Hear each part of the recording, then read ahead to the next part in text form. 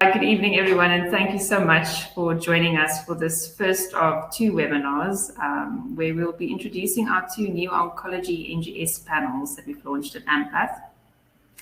And thanks, Yanni, for the introduction. As Yanni mentioned, I'm originally a hematopathologist by training, but since joining the Ampath genetics team, I've jumped headfirst into the fascinating world of laboratory genetic testing, and especially cancer genetic testing, which I have to say keeps us on our toes every day. Literally no day goes by that we don't learn something new, or that we sometimes also have to unlearn something that is no longer true. So I was given the incredible opportunity to enroll for a postgraduate diploma in genomic medicine at the University of Cambridge in 2020, which I've just completed. And during this 2-year course, I had the privilege to attend lectures from some of the world's most highly regarded scientists and geneticists, doing amazing research in everything related to genetics and genomics. And this is a photo taken of my classmates and I having a drink in the Eagle pub in Cambridge, where Watson and Crick first declared their discovery of the double helix structure of DNA back in 1953. So a message which repeatedly came across during my training in Cambridge was how much they are still discovering about cancer genetics and how rapidly knowledge in the field is expanding, largely due to the availability of more and more advanced sequencing technologies. And this rapid technological advancement has now also allowed cancer sequencing to move into the realm of routine diagnostics through the availability of sequencing platforms which are easier and quicker to use and can be run more affordably. And the Genexus platform is one of these latest innovations in sequencing instruments. So instruments like the Genexus has brought rapid and comprehensive NGS testing in myeloid neoplasms to within reach of most diagnostic laboratories, including ours here at Ampath Genetics. And we officially launched the Oncomine Myeloid Assay GX, or the Oncomine assay as we like to call it, in April this year. So the overall aim of my talk tonight is to introduce our new Oncomine panel to you. And I'll do so in 3 parts. During the first part of my talk, I'll discuss some of the basic aspects of the Oncomine workflow. So basically giving you a bit of a behind the scenes insight into what happens in the lab, what goes into providing that final NGS report that arrives in your inbox or printed tray. And I'll also explain some of the components and terminologies used in our NGS reports, which I know many people find understandably confusing. And then during the second part, I'll focus specifically on the utility of the Oncomine panel and NGS in general in the workup of myeloid neoplasms, where it has the most clinical utility and also where there are noteworthy limitations to this technology. And then lastly, I'll end off by highlighting some of the interesting genetics-related changes coming in the new version of the WHO classification, which is due for release at the end of this year. So I'm going to try my best to do all of this within the next hour, and hopefully there'll be some time left to answer a few poll questions at the end. So next generation sequencing, or massive parallel sequencing, is a form of high throughput sequencing that encompasses numerous different platforms and sequencing methods, and they all come in different shapes and sizes as shown here. Some of the later sequences, like the Oxford Nanopore Minion, can actually fit into the palm of your hand. And then this little monster here is our latest addition to the family.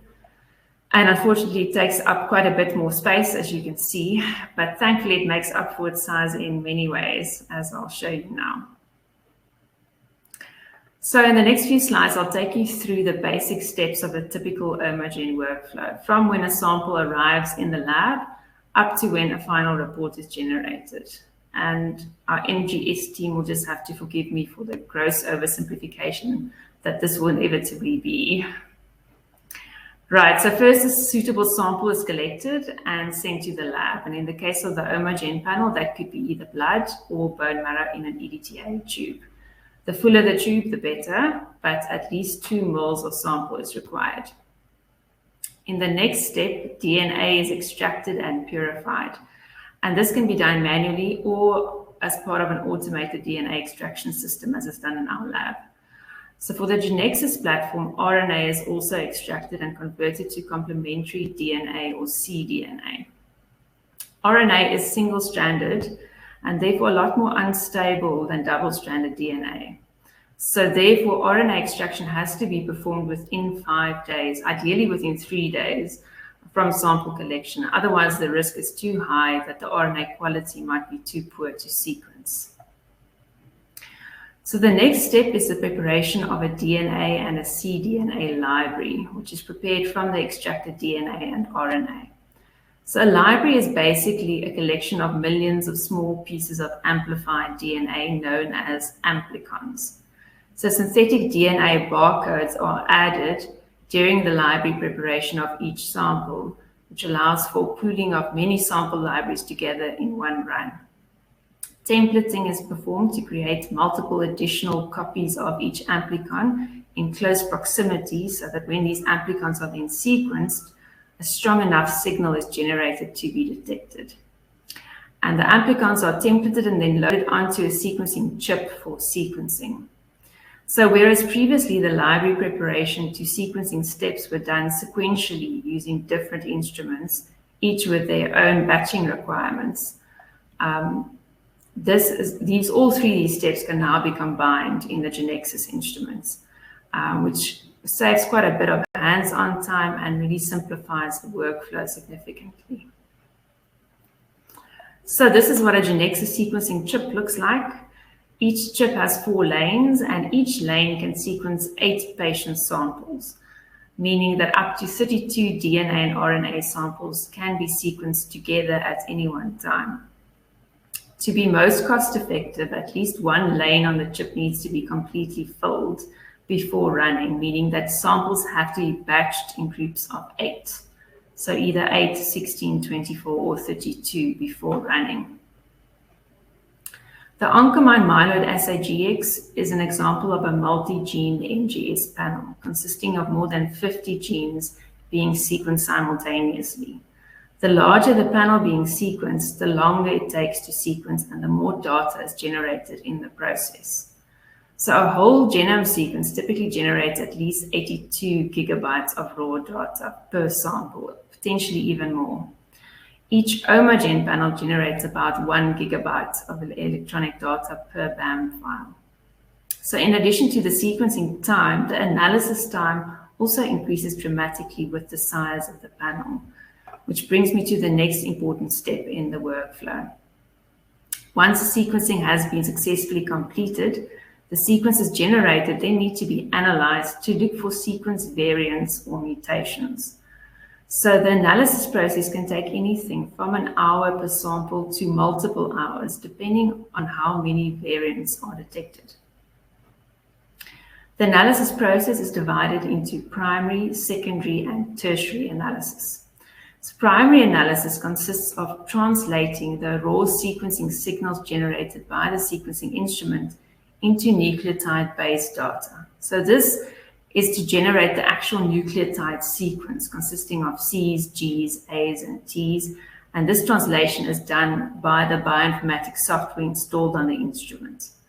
So each nucleotide has a quality score attached to it, basically reflecting how certain the instrument is that it made the right call on that specific nucleotide.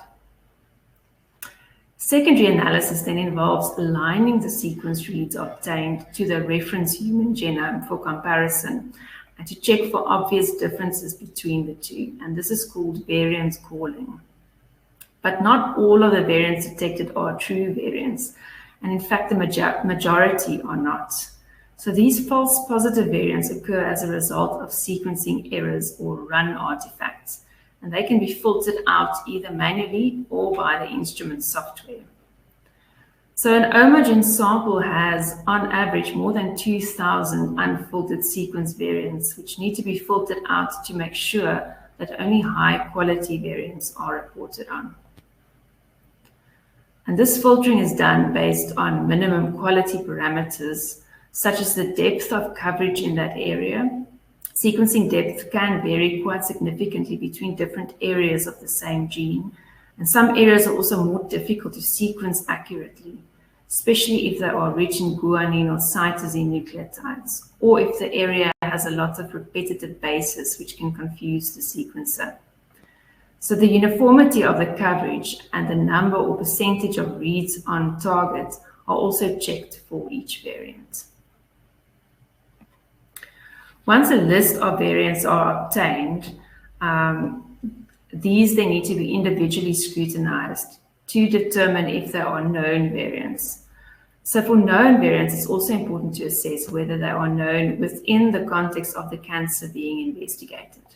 So the Genexus instrument software handles the primary and secondary analysis very effectively, and it also assists with the tertiary analysis by linking all of the known variants detected with information available on curated databases. But additional scrutiny needs to be applied to all variants detected and not just the ones flagged by the instrument software. So further exploration and variant annotation is undertaken by consulting curated databases such as these ones listed in the table, but there are many more examples. General population databases are used to determine how common a variant is within the general population. The rationale being that it cannot be pathogenic or harmful if it is seen commonly. So 0.1% of the general population is a typical cutoff that's used. What often happens with sequencing, and especially with cancer sequencing, is that novel or unknown variants are detected, but within genes known to be associated with that specific cancer type. So as I mentioned, our knowledge in cancer genetics is still evolving, and often numerous novel variants are detected, which just haven't been described yet. So our team of NGS scientists then have to explore these novel variants to try and predict what the impact on protein function could be. And this can be done by looking at the type of variant. So it's generally known that nonsense and frame shift variants are detrimental to protein function because they tend to cause a significant disruption in the structure of the protein. But missense and splice site variants are often more difficult to predict, and these require the use of computational prediction algorithms to try and predict what impact a change in one amino acid could have on the protein downstream. A classification is assigned to each variant detected based on all the evidence that was collected from these different databases. So a classification of pathogenic means that sufficient evidence was obtained to predict with enough certainty that this variant will have a detrimental impact on protein function. A classification of benign is assigned when a variant is common within the general population or when the variant does not result in a change in amino acid, also known as a synonymous variant. This classification system was developed by the American College of Medical Genetics for the classification of inherited or germline variants. And they also outline clear criteria for when a variant can be classified into each of these different categories. So only pathogenic and likely pathogenic variants will be reported. A variant of unknown significance may be included in a report if there's a clinical indication to do so, but generally it's not. And then benign and likely benign variants will not be reported on.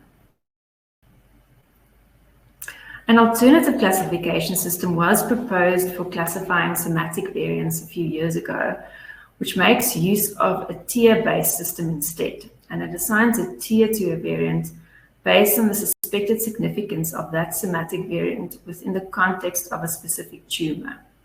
So a JAK2 V617F variant would be a tier 1 variant in polycythemia vera, but a tier 2 or 3 variant in a lymphoid malignancy, for example. Widespread implementation of this alternative system is still fairly limited, largely due to the lack of a single well-established and curated cancer variant database, which could be referenced for all somatic variants detected. So one cancer laboratory or software algorithm may assign a different tier to the next. And also heme and especially myeloid cancer patients often present with overlapping features, making it difficult to know which diagnosis to apply when assigning a tier. So COSMIC is currently the largest publicly available somatic variant database, but it also doesn't include tier-based classifications yet. So in general, the ACMG classification is still used and included on reports. And when obvious tier is available, like JAK2 V617F in PV, this would then also be included. So as mentioned, the time taken to analyze a sample can vary significantly depending on the types of variants detected and the clinical context of these variants. But once all the variants detected have been fully annotated and classified, a report is then compiled with the findings. So shown here is an excerpt from a report compiled for one of our recent Oncomine samples. So the scientists in the lab complete this first section of the report. The clinical indication for testing is recorded at the top of the report wherever it is available. And the clinical information is an essential component of the report, as it determines how the variants detected will be interpreted and also often how they are classified. You might have noticed me mostly using the word sequence variant tonight instead of mutation. And this is because consensus guidelines in genetics now advise against using the word mutation and recommend using instead the word variant or sequence variant.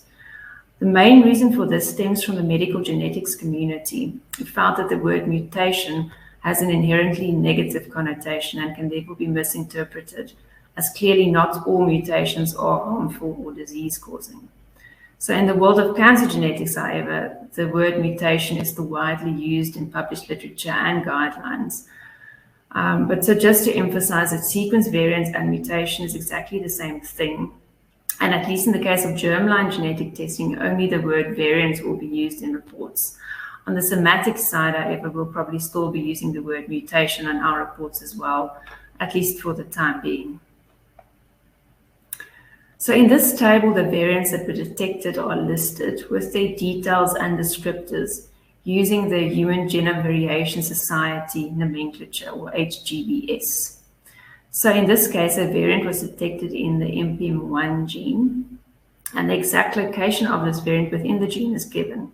So in this case, it's a 4-nucleotide insertion between position 863 and 864 in the coding DNA sequence.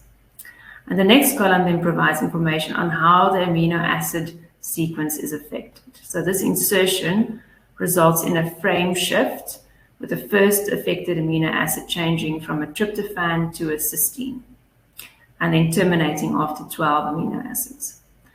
So this variant is a known pathogenic variant, and it has been classified as such in the report. And the variant occurred in 23% of the sequence reads in that area, which is referred to as the variant allele frequency. So if a variant is detected at 50% or 100% frequency, then the possibility of a germline variant should be considered and excluded if it fits in clinically. So the sensitivity and specificity of amplicon-based sequencing becomes affected at allele frequencies below 5%. And we would therefore be careful to report on very low frequency variants unless it fits in clinically, like with the CCAS, or it's a well-known variant. So the name of the reference transcript used for the gene is also provided in the report. So this would be the normal sequence of the gene used to compare the sequence obtained to. And reference transcripts are actually still updated quite regularly as new and better information becomes available. And so it's important to specify which reference was used in the analysis in this case, as another laboratory might be using an older or a newer version, and the description of the variant detected might then be slightly different. So when our NGS scientist team have added all the descriptive information, the draft report is then sent to our team of genetics Empaths to review and interpret the findings. So the Empath then goes back and looks at the clinical info provided. We often also review the bone marrow morphology and the flow cytometry findings, as well as any other genetic testing performed. And we then write an interpretation based on the info obtained. So in this case, it was a newly diagnosed AML patient, and we detected a pathogenic NPM1 variant. So no variants were detected in the FLT3 gene, which is what wild type means.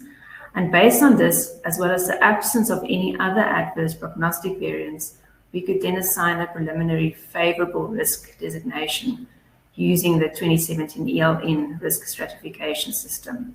And I say preliminary because final risk assignment will have to be done in the clinical setting, where risk stratification can be done more holistically. But we try to interpret the genetics findings wherever possible to provide some support or at least some useful info to the treating clinician or oncologist. So this is another example of a report released recently for a patient with CML. And in this case, a pathogenic variant was detected in ASXL1, as well as the BCR-ABL fusion gene. So fusion genes are described as shown with the 2 genes, as well as the 2 chromosome loci provided. And the fusion ID is also given, which indicates the breakpoints within each of the fusion partners. So no variants were detected in the ABL1 kinase domain in this case. However, evidence is emerging in support of the negative impact of ASXL1 variants on TKI response in CML patients. This was another case where this time a rare fusion was detected between ETB6 on chromosome 12 and MECOM on chromosome 3. And this patient had a therapy-related myeloid neoplasm. So AML with MECOM rearrangements will become a distinct category in the new WHO update, but more on that a bit later. And another interesting fusion we detected this time in a patient with T-ALL and a 9q deletion on FISH. So the detection of rare or novel fusions is also not an infrequent occurrence with the Oncomine panel, and cases like these take quite a bit of time to investigate and report on. And in these cases, our whole team of genetics empaths often get involved in the interpretation of one result.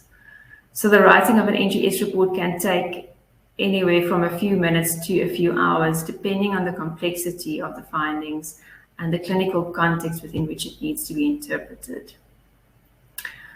Right, so this was just a brief glimpse into what happens behind the scenes of every Oncomine assay that is requested, and how the Genexus instrument has simplified many of the steps involved in our NGS testing, but also to emphasize how complex NGS analysis and reports can still be in oncology, even with innovations like the Genexus providing the automation and analysis support that it does. Okay, so we'll change course a little bit now and discuss why doing comprehensive NGS testing in myeloid neoplasms is actually worth doing. But first, a short introduction for those in the audience who are not hematologists or oncologists. So myeloid neoplasms are cancers which derive from one of the myeloid precursors or progenitor cells in the bone marrow. And this diagram basically highlights all of the hematopoietic cells which would be considered parts of the myeloid compartment, so including platelets, erythrocytes or red blood cells, and granulocytes like neutrophils and eosinophils. So we use the WHO classification of tumors of hematopoietic and lymphoid tissues to group and classify myeloid malignancies involving these different myeloid cell lines. So the WHO updates this classification periodically, and as you heard, we are due for an update at the end of this year. But this is what the current WHO classification of myeloid disorders looks like. You'll notice firstly how many distinct conditions are currently recognized under the rubric of myeloid neoplasms.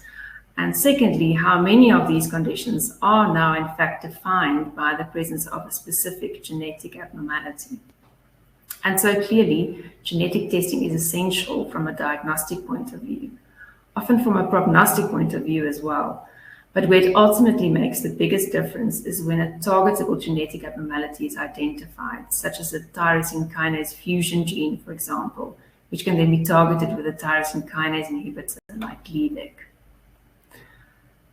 So genetic testing in myeloid neoplasms is, however, notoriously challenging for several reasons. Myeloid cancers are genetically complex conditions with marked heterogeneity within the same subtypes of disorders, but also marked overlap between distinct subtypes of disorders. Myeloid cancers can progress and proliferate rapidly, and results of genetic testing therefore need to be available within a short period of time to ensure the most effective treatment is initiated as quickly as possible. The list of clinically relevant biomarkers grows yearly, meaning that more and more comprehensive testing is required, which also makes testing more and more expensive. And to detect all of the different genetic abnormalities which can occur often requires several different testing methodologies used concurrently or sequentially. So these are some of the most commonly used testing methodologies employed when investigating myeloid neoplasms, and each of these have their own strengths and limitations. So chromosome analysis and FISH are lower resolution tests used to investigate larger structural abnormalities like chromosomal rearrangements, chromosomal deletions, and numerical abnormalities like trisomies and monosomies. Basically, any aberration that can be visualized microscopically. Chromosome analysis is not targeted, and so it can generally detect any chromosomal abnormality as long as it is large enough in size, but with a much lower sensitivity. FISH, on the other hand, is targeted and uses specifically designed fluorescent probes, which will detect only the structural abnormality being tested for. So a typical routine FISH panel employed a newly diagnosed AML, which generally include probes for translocations 821, inversion 60, 922, and perhaps 1517 if morphology suggests an APL. But this means that only these 3 or 4 abnormalities will be detected, and only if they are present in at least 1 in 200 cells. So chromosome analysis and FISH cannot detect mutations or sequence variants, which are submicroscopic and occur at the level of individual genes and nucleotide sequences. To detect these changes, you need molecular techniques like PCR and NGS. So PCR and NGS goes down to the level of the individual DNA nucleotides, looking for point mutations or single nucleotide insertions or deletions. Here as well, PCR is a targeted approach and detects only the specific variant being targeted, whereas NGS can detect any variant within the region being sequenced. So because PCR is targeted, however, it is generally a lot more sensitive than NGS, although the sensitivity of NGS can be increased by sequencing at a deeper level. So this is another comparison of the testing methods currently provided at Ampath, which are all still used when investigating myeloid neoplasms. So FISH and PCR still have the quickest turnaround times, and both can be done within a single day for urgent cases. But the Oncomine panel's turnaround time is becoming better and better, and we are currently able to provide results in most cases well within 2 weeks. But clearly one of the biggest benefits provided by the Oncomine panel is the comprehensive number of myeloid-associated mutations and rearrangements which can be detected. So both DNA mutations and gene fusions can be detected in a single NGS assay. So the panel sequences 53 myeloid-associated genes, of which 17 are fully sequenced, and 28 are sequenced in known hotspot areas. A total of 35 fusion driver genes are sequenced, which allows for the detection of as many as 700 fusion isoforms. And we'll go through some of the most clinically relevant ones now. So the panel also includes RNA-seq of 5 expression genes and 5 expression control genes associated with myeloid neoplasm. So I'll take you through a few common myeloid malignancies now to illustrate where the Oncomine panel adds value. So the Oncomine panel is able to detect each of the 11 AML subtypes currently listed in the AML with recurrent genetic abnormalities category. And this includes the rarest subtypes like AML with RBM15 MKL1 fusion and AML with a DEK NUP214 fusion, for which no targeted PCR or FISH tests are currently available. The Oncomine panel also tests for most of the genetic abnormalities used when prognosticating AML. The most common tool used being the 2017 ELN risk stratification system, for which every prognostic abnormality is included except for the larger chromosomal abnormalities, for which karyotyping or FISH will still be required. So the hope is always to identify a potentially targetable mutation in AML, and these are all of the molecular targeted therapies mentioned as part of the current NCCN guidelines for the management of AML and APL. So both PML-RARA and BCR-ABL1, as well as FLT3, IDH1, and IDH2 mutations are all covered in the Oncomine panel. NGS is not routinely used in the diagnosis of CML, but it does offer certain advantages which may justify the additional cost above just doing a PCR, for example. So the Oncomine panel can detect and differentiate between 18 different BCR-ABL1 fusions, including the most common P210, P190, and P230 fusion transcripts. However, it doesn't quantify or provide an IS percentage for the transcript detected. So for this, a PCR will still be required. The Oncomine panel includes sequencing of the kinase domain of the ABL1 gene, which allows for the detection of tyrosine kinase resistance mutations in CML patients on treatment. Resistance mutations that can be detected in CML include these common ones listed, as well as many more, including all of the imatinib resistance mutations, which were just too numerous to include here. So NGS has several advantages over the conventional Sanger sequencing in detecting resistance mutations, which includes greater sensitivity, as well as the testing for mutations in genes other than ABL1, which may also confer resistance to TKIs or portend disease progression, like ASXL1, for example, which we discussed earlier. So confirming the presence of a driver mutation in JAK2, calreticulin, or MPL is a requirement for the diagnosis of the three classical MPNs, which include polycythemia vera, primary myelofibrosis, and essential thrombocythemia. So exclusion of a BCR-ABL1 rearrangement is an additional requirement in the case of PMF and ET. And testing for a driver mutation is often embarked on in a sequential manner to save costs. But this approach can result in a delay in diagnosis. And in cases where no driver mutation is detected, so-called triple negative MPNs, further genetic testing that needs to be requested to detect other mutations which may provide evidence for clonality. So the Oncomine panel simplifies this diagnostic process by simultaneously assessing for all the MPN driver mutations, including JAK2 exon 12 variants, as well as the BCR-ABL1 rearrangement, and any additional myeloid-associated mutations which may be significant either diagnostically or prognostically. And this chart here at the bottom shows some of the more commonly detected mutations in MPN, especially mutations in epigenetic regulators like TET2, ASXL1, and DNMT3A. So PDGFRA, PDGFRB, FGFR1, and JAK2 rearrangements are often tested for when investigating an unexplained eosinophilia. The Oncomine panel tests for all four of these rearrangements and does so with greater sensitivity and more cost-effectively than FISH. So other myeloid neoplasms which can present with secondary eosinophilia, including AML with inversion 16, systemic mastocytosis, and CML, can also all be diagnosed or excluded using this panel. Clonal cytopenia of undetermined significance is defined by the presence of a somatic driver mutation in a patient with one or more peripheral blood cytopenias, but in the absence of overt morphological dysplasia, excess blasts, or MDS-defining chromosomal abnormalities.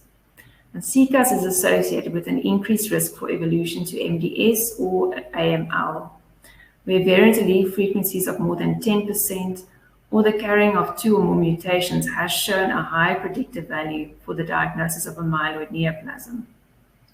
The Oncomine panel can reliably detect variants at allele frequencies above 5%, but we find that variants at lower frequencies are also often detected and may also be reported on depending on the clinical context, as well as the quality parameters and the sequencing depth achieved for that specific low frequency variant.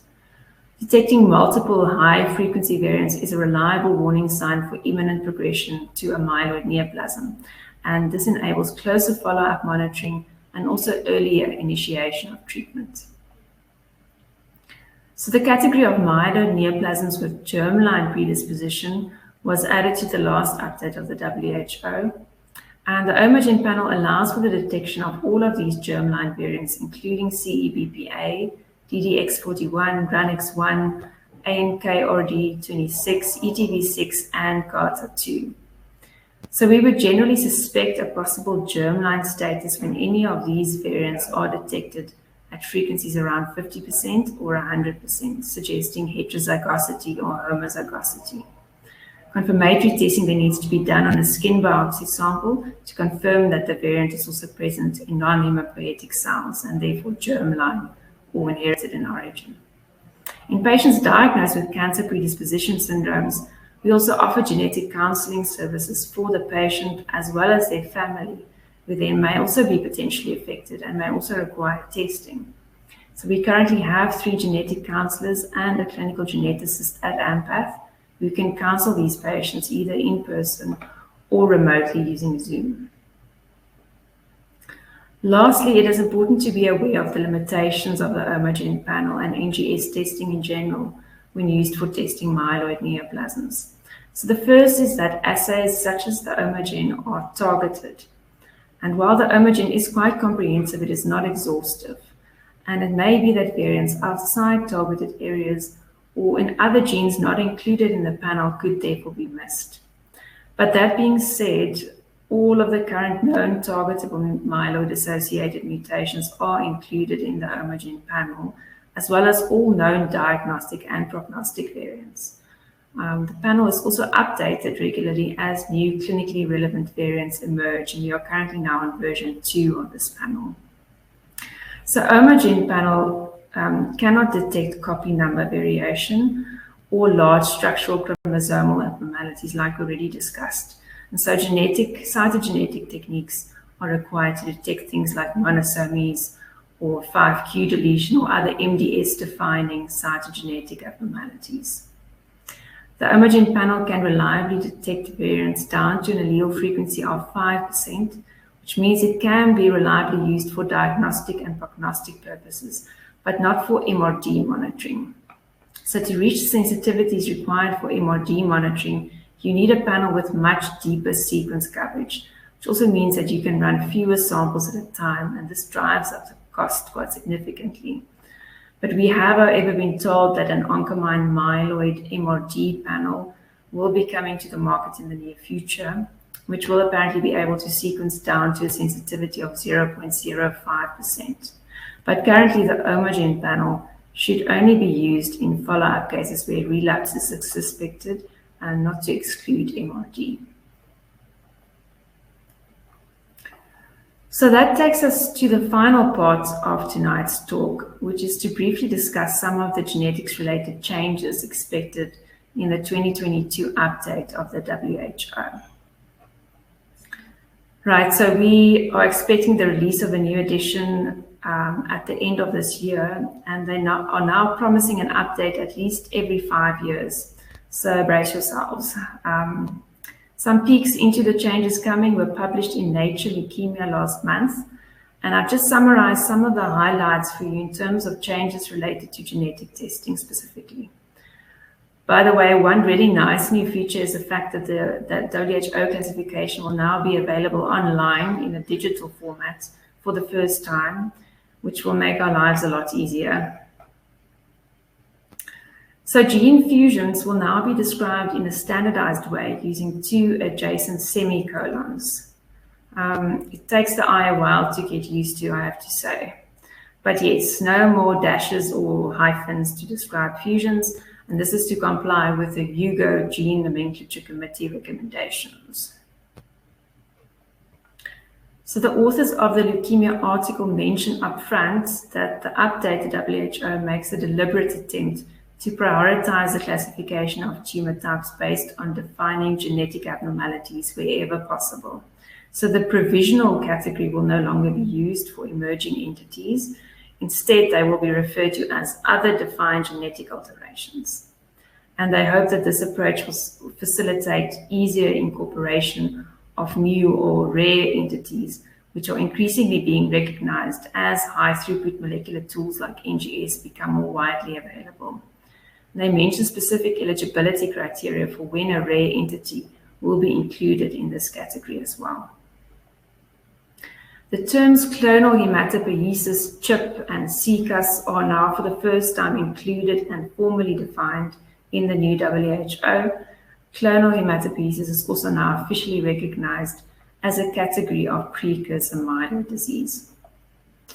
Myeloid neoplasms is now used instead of myelodysplastic syndromes, but thankfully the MDS abbreviation stays the same. So 3 entities are now collectively grouped under MDS with defining genetic abnormalities, and these include MDS cases with 5q deletion, SF3B1 mutation, and biallelic TP53 abnormalities, which can include either multiple mutations affecting both TP53 alleles or 1 mutation and 117p deletion. Basically anything that would mean there are no functional copies of the TP53 protein being produced in the cell. Evidence supports that MDS with biallelic TP53 should be regarded as AML equivalent when considering therapeutic options, but it's not yet defined as such in the new WHO. So JMML is now classified as a myeloproliferative neoplasm, and additional diagnostic criteria have been added, which include exclusion of a KMT2A rearrangement, exclusion of monosomy 7, and demonstration of a RAS pathway activation through molecular testing. PTP-N11, NF1, and CBL sequencing will also be important for prognostication, and all of these are covered in the Oncomine panel, except for the monosomy 7, which will require FISH testing. For systemic mastocytosis, diagnostic criteria have been expanded to include other KIT variants in exons 8 and 9 especially, in addition to the well-known D816V mutation. And the value of additional testing for the mutations listed is also emphasized for prognostication and to exclude an associated hematological neoplasm. So AML is now classified into 2 groups, AML with defining genetic abnormalities and AML defined by differentiation. So AML not otherwise specified is no longer used. Under the AML with defining genetic abnormalities are grouped all of the previous category of AML with recurrent genetic abnormalities, as well as AML myelodysplasia related and AML with other defined genetic alterations, which can basically include any rare but well-described AML associated mutation. So the 20% minimum blast cutoff has been scrapped for all the AMLs with defining genetic abnormalities, except AML with BCR-ABL and AML with CEBPA mutation. AML with KMT2A, MECOM, and NUP98 rearrangements have been broadened to include any rearrangements involving these genes, and AML can be diagnosed when these are present irrespective of blast percentage. So more than 80 different KMT2A rearrangements are now recognized, and it's recommended to confirm the partner gene involved in the rearrangement, as it could have prognostic implications. AML with NPM1 can also now be diagnosed irrespective of blast percentage, meaning that NPM1 is now regarded as AML defining. AML with CEBPA has also now been broadened to include biallelic as well as monoallelic CEBPA mutations, but here the 20% blast requirement still stands. And then AML with RUNX1 has been dropped as a separate subtype of AML, as it's been found that such case enough unifying features to regard them as a standalone subtype. And they would now fall under the AML with other defined genetic alteration. AML with MDS-related changes is now called AML myelodysplasia related. And the defining genetic abnormalities have now been expanded to include somatic mutations in any one of these 8 genes, all of which are covered in the Oncomine panel. Myeloid/lymphoid neoplasms with eosinophilia and tyrosine kinase gene fusions now replace the previous naming, and several additional entities are recognized, including those with FLT3 fusions, ETV6-ABL1 fusion, and other tyrosine kinase gene fusions, all of which may be amenable to TKI therapies like imatinib. So those with JAK2, FLT3, and ETB6ABL1 fusions show a more variable response to TKIs, and these may require an allogeneic transplant to achieve long-term disease-free survival. But these conditions would be a good example of where a more comprehensive NGS panel like the Oncomine would be significantly more cost-effective to do than targeted FISH, and especially to exclude rare tyrosine fusions which may be missed using conventional cytogenetics methods. Right, so these are just a few highlights of the changes coming in the new WHO. And for anyone who wants to read about some of the other genetic and non-genetic changes coming, I would be more than happy to share this article. A similar article has also been published on the changes pertaining to lymphoid malignancies. And so that brings me to the end of my talk tonight. I hope I've managed to communicate why comprehensive NGS testing panels like the Oncomine have now become a routine and essential component in the workup of myeloid malignancies. And hopefully I've also managed to clarify some questions you may have had regarding the terminologies used in NGS reports and about what goes on behind the scenes in our NGS lab.